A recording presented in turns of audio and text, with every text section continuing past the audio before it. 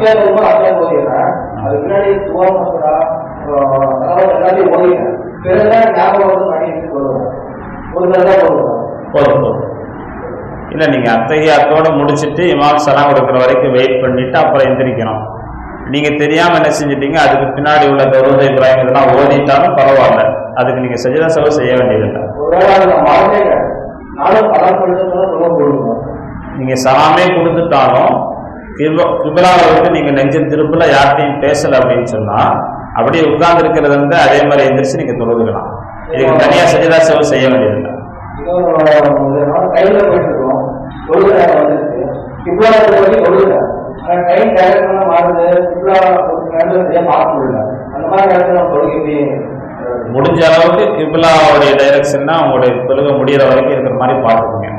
உங்களுக்கு தெரியாம மாறிடுச்சு அப்படின்னு சொன்னாலும் தொழுவ முடியும், தெரிஞ்சு மாறுச்சுன்னா தொழுவ கூடாது.